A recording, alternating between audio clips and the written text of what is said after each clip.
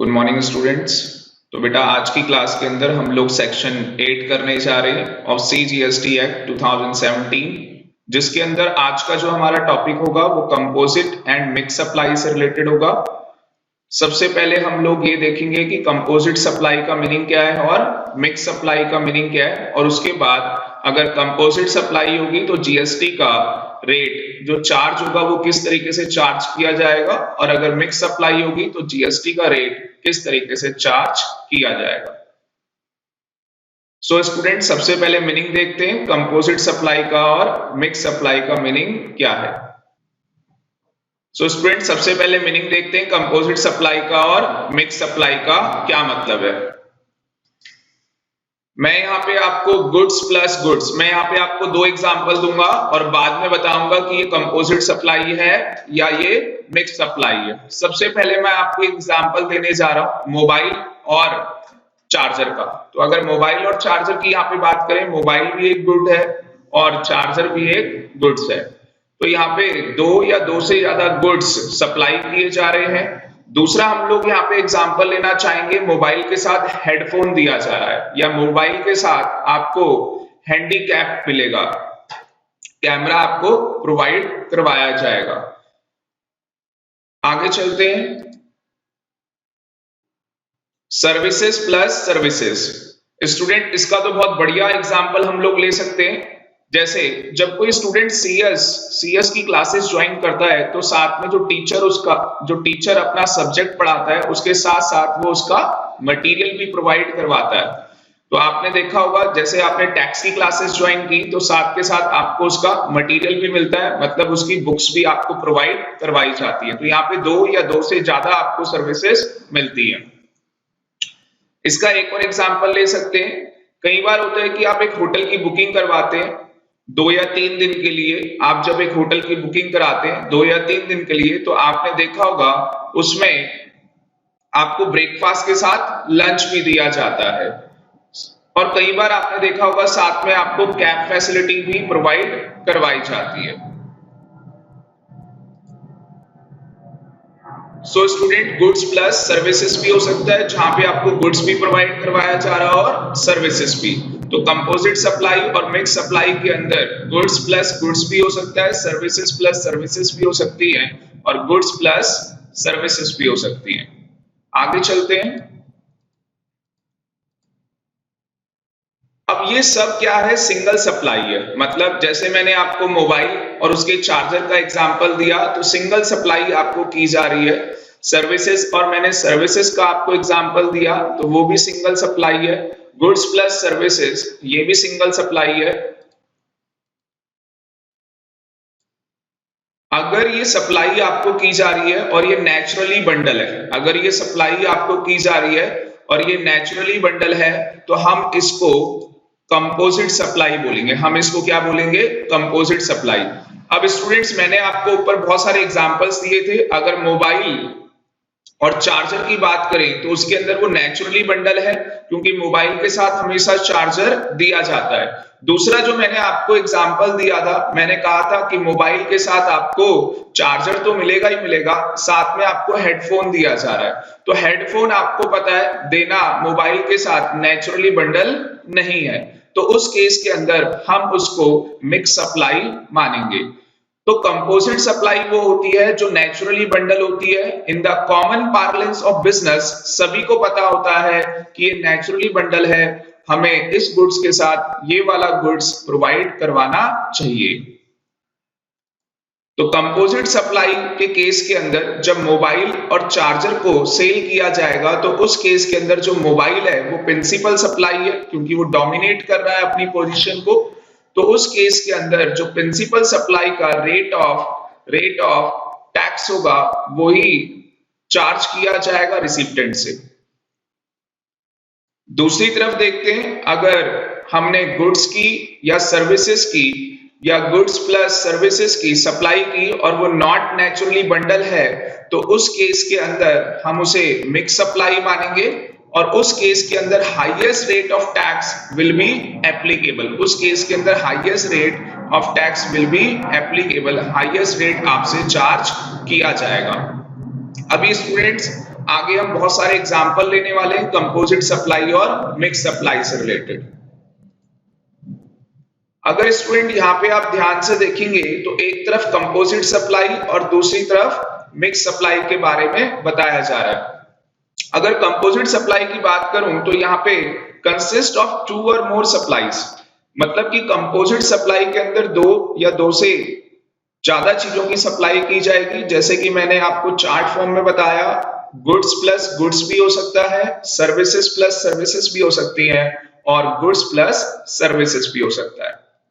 But composite supply के अंदर जो भी हम सप्लाई करेंगे वो नेचुरली बंडल होगा। और अगर यहाँ पे हम बोले इन कंजक्शन विथ ईच अदर, मतलब कि मोबाइल और चार्जर हम बने एक दूसरे के लिए, तो यहाँ पे अगर आप ध्यान से देखेंगे तो मोबाइल और चार्जर, क्योंकि मोबाइल जो है वो चार्जर के बिना अधूरा है, उस केस के अंदर हम बोलते हैं कि common parlance of business these goods are naturally bundle. जैसे मैं आपको कोचिंग दे रहा हूं, टैक्सेशन क्लासेस की मैं आपको कोचिंग्स प्रोवाइड कर रहा हूं, तो उस केस के अंदर मैं आपको बुक्स भी प्रोवाइड करूंगा। तो in such case such supply is treated as composite supply. One of which is principal supply.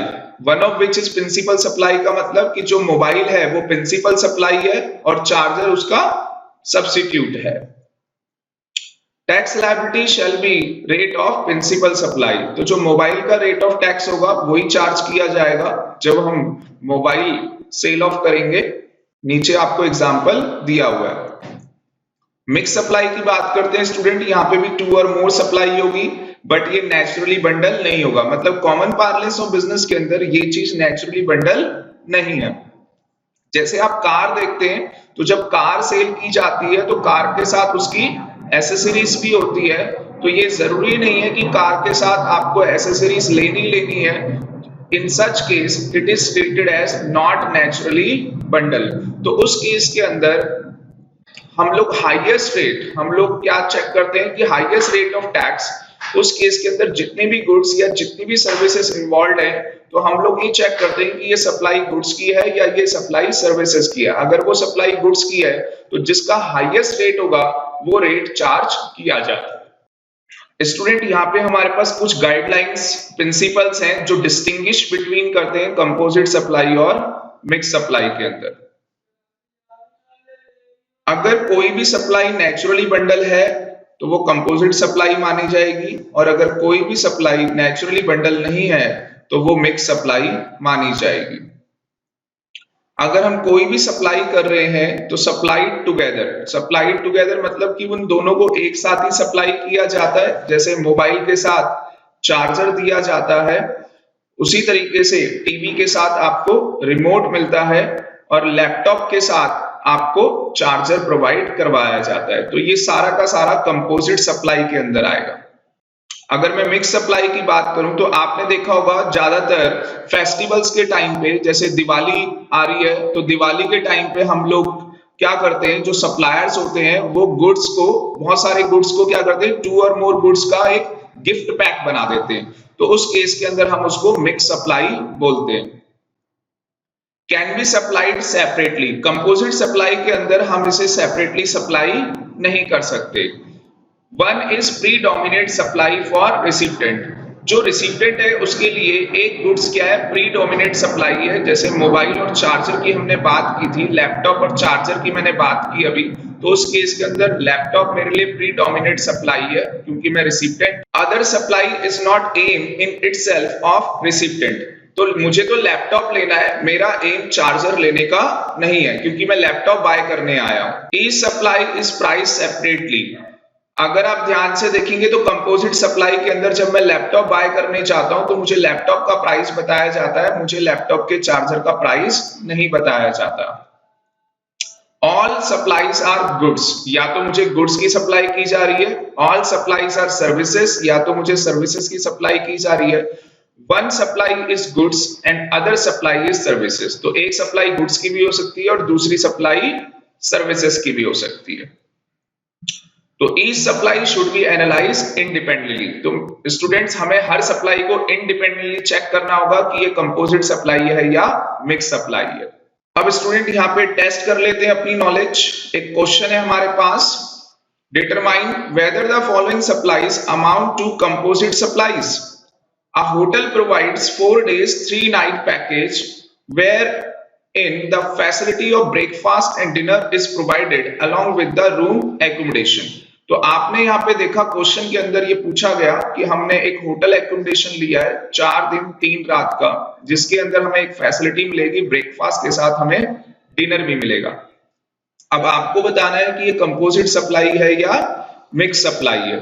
So student अगर आप यहाँ पे ध्यान से देखेंगे, जब हम लोग सोल्यूशन इसका देने जा रहे हैं तो सबसे पहले हमें प्रोविजन बताना होगा कि ये जो क्वेश्चन है इसका प्रोविजन कहां से लिया गया है। तो इसका जो प्रोविजन है वो सेक्शन 8 ऑफ CGST एक्ट 2017 से लिया गया है।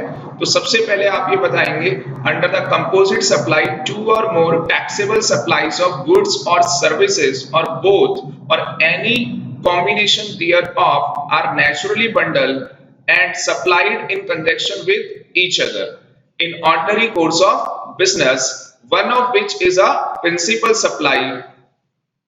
अगर उनमें से एक प्रिंसिपल सप्लाई है तो इन सच केस वो क्या कहलाता है, कंपोजिट सप्लाई हम उसको बोलते हैं। Since supply of breakfast and dinner with the accommodation in the hotel are naturally bundled, तो ये naturally bundle है।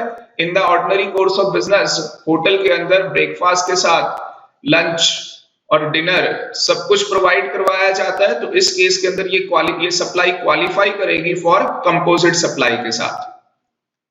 दूसरा अगर बी पार्ट इसका देखते हैं, a toothpaste company has offered the scheme of free toothbrush along with the toothpaste. तो एक टूथपेस्ट कंपनी है जो ऑफर कर रही है कि आपको फ्री में टूथब्रश भी मिलेगा।